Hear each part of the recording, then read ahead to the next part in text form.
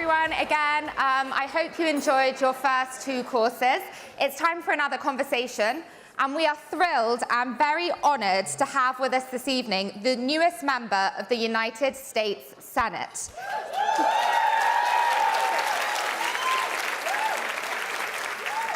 As you all know, Senator Laphonza Butler was sworn in just last week to fill the seat left by Dianne Feinstein, the late Dianne Feinstein. Now, Senator Butler obviously has very big shoes to fill, but she comes with an incredibly impressive resume reflecting her experience serving the people of California.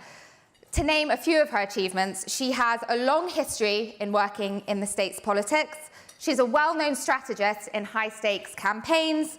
She led California's largest labor union for over a decade, and recently she served as president of Emily's List, an organization that works to support pro-choice Democratic women candidates.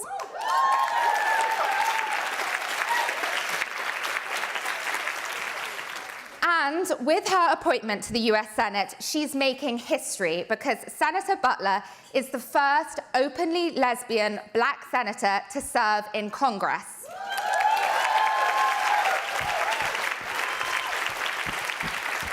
And she is also the only black woman currently serving in the Senate.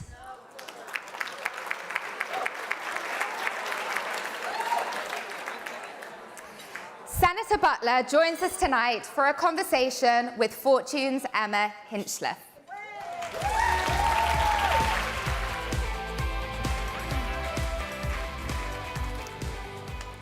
Hello, Senator. Thank you so much for being here with us. Good evening, Fortune. Well, so last time you were with us at an MPW event, which was not that long ago, you were the president of Emily's List, working to elect Democratic women. Today you're here as a US Senator. Was this on your vision board? not on my vision board, not on my bingo card, not in the wildest dreams of my ancestors did I ever believe that I would be the third black woman to serve in the United States Senate.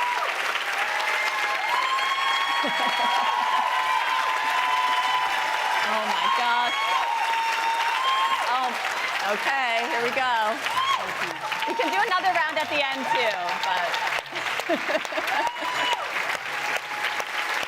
Oh my gosh. Well, thank you, everybody.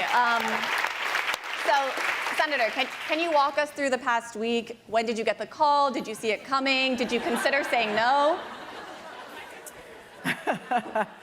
I don't believe that anybody could imagine what the last 6 days of my life have been like. I got the call on a Saturday. I was doing my work for Emily's List at the home of one of our supporters and community members in Colorado, and the governor called on that Saturday. You all might recall at that time, just last weekend, we were facing an imminent government shutdown. And the governor did not have a whole lot of time for me to think through and call. There were no phone a friend option. Yes. And, I was able to speak to my wife, and we were honored to be asked to serve in the seat that Dianne Feinstein held.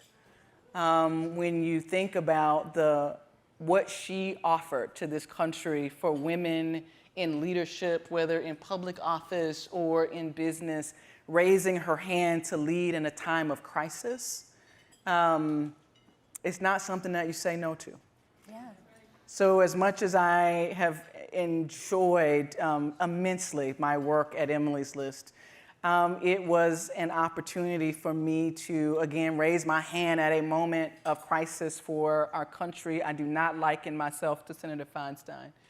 But it was a moment that was put in front of me to lead, and my family, we chose to raise our hand. Yeah.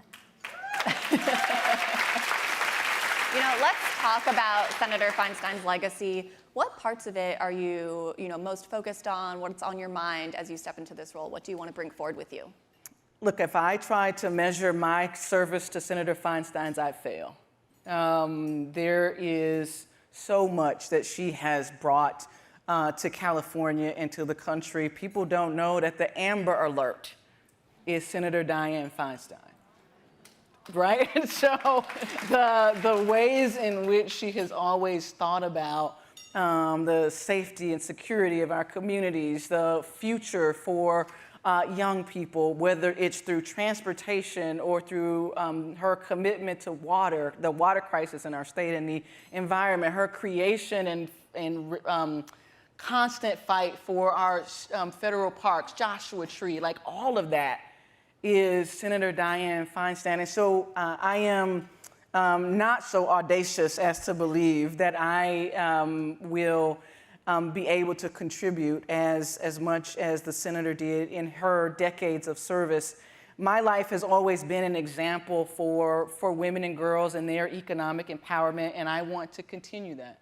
Whether as a labor leader fighting for higher wages and raising them, helping to raise the minimum wage and get sick days and paid time off for caregivers in this state who didn't have it as of 2016, or working at the work of doing the work of Emily's List, or my time at Airbnb. I feel like I have had the opportunity to serve the economic empowerment of women, the political power of women, and this is another opportunity for me to do that and to do it in the spirit of Senator Feinstein.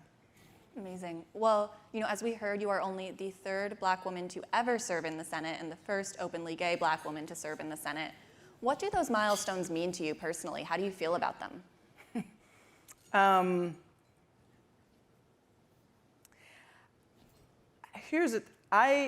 I only know how to be a Black woman, and so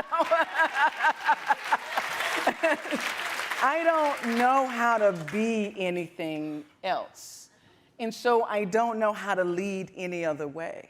Mm-hmm. And so I think what those milestones really mean for me, and hopefully serve as an example for other Black women, other lesbians, others who just want to live their life their own way. What I hope it means and offers a little bit of semblance of is just do you. Mm-hmm. Totally. And relatedly, not just the first, you are also currently the only Black woman in the U.S. Senate right now. There's also the vice president, but you're the only senator. What does that feel like for you as you step onto the Senate floor? I can't say the same thing I said before, can I? No, look.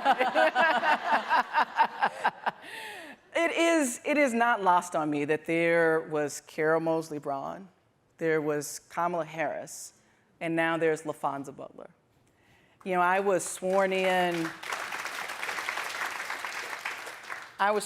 just last Tuesday, and my mother celebrated her 70th birthday this year, and that in August. And I thought I was doing a big deal, like taking her on our first mother-daughter only. I have two older brothers.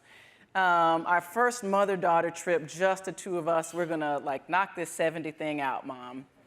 And then I got to see her in the U.S. Capitol for the first time in her entire life. I got to see her with Senator Cory Booker. I got to see her with Congresswoman Lauren Underwood. I like to call it, I tease her now. I was like, you was living your best MSNBC life, girl.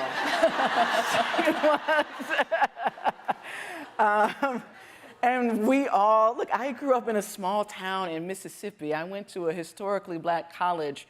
I never thought that the day that I would recognize and see pride in my mother's eyes would be when she was walking up to shake the hands of the vice president who was swearing her daughter, her youngest child, in as the third Black woman to serve in this historic chamber. And so it means a lot to me. It means a lot to my family. I think I think it might mean a little bit to my daughter, who's only 9 and chose to not come to the swearing in because she wanted to go camping.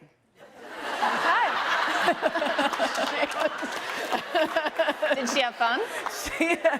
It was her first time being able to go camping without her parents having to go. And We're I was all like, experiencing first. I know, right? And I said, so Nyla, Mama's got this thing going on. And I was like, but you can, do you want to do this or do you want to go camping? And she said, oh no, I'm going to go camping. I said, well, the vice president's going to be there. She said, well, tell her I said hi. That's incredible. So I hope it means something to young girls who maybe are not my daughter, but I hope it is a demonstration of what is possible, when we can imagine together and even when we can't. There's more possible for us. So that's what I hope. Well, thank you so much, Senator. So Dianne Feinstein was 90 years old. You are much younger than that. Are you worried about, the aging leadership in politics, and do you think this is the direction that we should be going in? Which direction? A younger direction.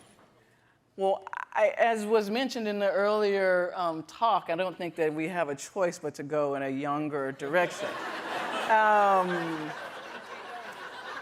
But I will say, look, we are at a time, I think, where the gift for me is to have been able to learn from Senator Feinstein.